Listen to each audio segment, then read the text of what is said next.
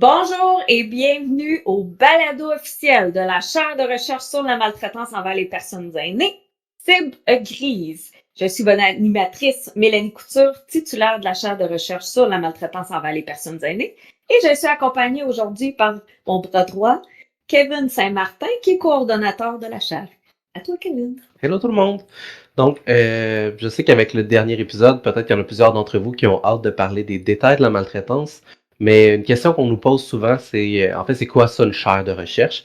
Fait qu'avant de se lancer là, dans les subtilités de la maltraitance, je pense qu'on va prendre un petit moment juste pour vous expliquer c'est quoi la chaire de recherche sur la maltraitance envers les personnes aînées. Donc, je vous sors d'abord la définition plate, puis on va faire comme dans l'épisode précédent, puis on va vous découper ça en morceaux. Donc, On l'Université fera de pas ça dans tous les épisodes, là. Aujourd'hui, Non, ça donne que c'est utile de faire ça. c'est ça. Vas-y, On fait Kevin. sortir le méchant dès le début. Oui, c'est Donc, l'Université de Sherbrooke, ça a défini une chaire, puis choisi l'Université de Sherbrooke parce que la chaire de recherche sur la maltraitance est à l'Université de Sherbrooke. oui. Donc, définit une chaire comme une entité de recherche qui est soutenue par un financement de sources gouvernementales ou autres, puis qui a comme objectif principal la formation de la relève étudiante en milieu universitaire par la recherche. Ça cible une thématique globale de recherche, incluant plusieurs projets qui vont permettre un avancement rapide des connaissances. Puis là, l'université se vante un peu en mentionnant que c'est à un niveau exceptionnel. On va essayer de garder ça à un niveau exceptionnel. Comme vous voyez, j'ai mis mon verre aujourd'hui à l'Université de Sherbrooke, donc pour matcher avec le sujet d'aujourd'hui. Moi, j'ai choisi le orange parce que j'ai pas réfléchi à mes couleurs. On s'est pas appelé, Kevin, pour Non, c'est s'habiller ça. pour le podcast. Donc, l'idée, c'est que il y a du financement qui a été donné par le ministère de la Santé et des Services sociaux pour la chaire de recherche sur la maltraitance envers les personnes aînées. Et cet argent-là a été donné à l'Université de Sherbrooke. C'est principalement des liens avec le secrétariat aux aînés qu'on a. L'idée, c'est qu'ils ne contrôlent pas la chaire. Donc, si vous allez voir le plan d'action ministériel 2022-2027 pour contrer la maltraitance, vous allez voir qu'une des mesures du plan d'action, c'est la chaire de recherche.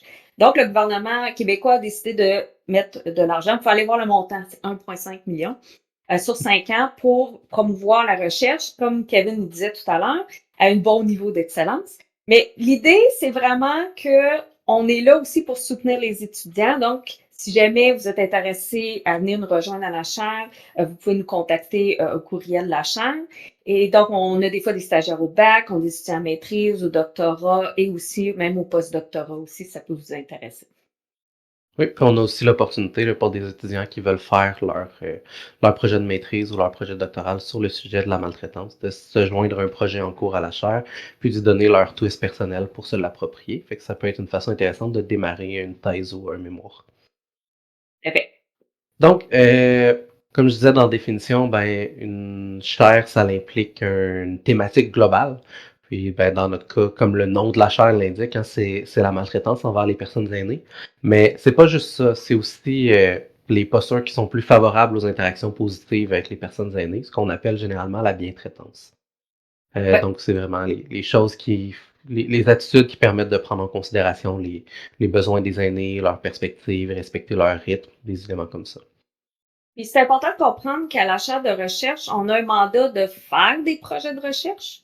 On a un mandat de faire aussi des synthèses de connaissances. Ça veut dire que on va chercher les données de plein d'études à travers le monde avec une méthodologie très précise pour faire un résumé, pour finalement avoir les tendances principales dans le domaine de la maltraitance ou de la bientraitance au niveau des études scientifiques mondiales. On a aussi tout le volet transfert de connaissances à différentes populations. Et c'est pour ça aussi qu'on a commencé à faire le podcast pour pouvoir rejoindre le plus de personnes possible avec des données, parler de maltraitance et tout ça. Donc, on est vraiment recherche et de prendre ces données-là et les rendre compréhensibles pour les intervenants, pour des étudiants, pour des futurs professionnels. On aide aussi au niveau des différents gouvernements aussi à avoir cette information-là puis l'utiliser. Parce que l'idée, c'est beau faire de la recherche, mais on comprend que vous n'irez pas lire les articles scientifiques parce qu'il faut avoir quand même des études pour faire ça. Donc, on essaie de rendre l'information utilisable par tout le monde le plus possible en développant des outils cliniques des fois. Si vous allez sur notre site web, vous allez voir qu'on a plusieurs outils cliniques, on a plusieurs résumés, des synthèses. Donc, on vous invite vraiment à aller sur le site web parce que c'est là pour vous. Finalement, nous autres, on prépare ça pour que les gens aient de l'information à jour, scientifique et valide par rapport à la maltraitance et à la bientraitance. D'ailleurs, Et le oui, lien vers notre site web va toujours être dans la description des épisodes ou de la vidéo si vous nous regardez sur YouTube. Donc, si vous voulez aller voir ce qu'on fait, vous pouvez suivre le lien dans la description. puis moi, j'ai pris la chaire de recherche qui existe depuis 2010, mais j'ai commencé titulaire en novembre 2022. Avant ça, c'était Marie Beaulieu, ma prédécesseur, qui était là. Et quand je suis arrivée, j'ai décidé de mettre ma couleur au niveau des axes de recherche. Donc, on a 3 axes de recherche à la chaire. On a l'axe de recherche maltraitance et bien-traitance en contexte de proche aidance. On a aussi en contexte de milieu de vie collectif, ça peut être les résidences privées pour aînés, les centres d'hébergement de soins de longue durée, CHSLD, qu'on appelle souvent, et etc. Et on a aussi un volet de maltraitance et bien-traitance en technologie de maintien à domicile. Donc, depuis plusieurs années, je fais des projets d'implantation de technologie pour le maintien à domicile. Et on trouvait important d'aborder aussi les mauvais et les bons côtés d'utilisation de la technologie à la chaire de recherche parce que on peut quand même aussi maltraiter via la technologie. Il faut en tenir compte. Donc, on a aussi cet axe-là à la chaire de recherche. Oui. Donc, écoute, le rôle de la chaire, c'est pas vraiment d'intervenir, hein. On l'a dit, c'est de faire de la recherche, de transmettre des connaissances.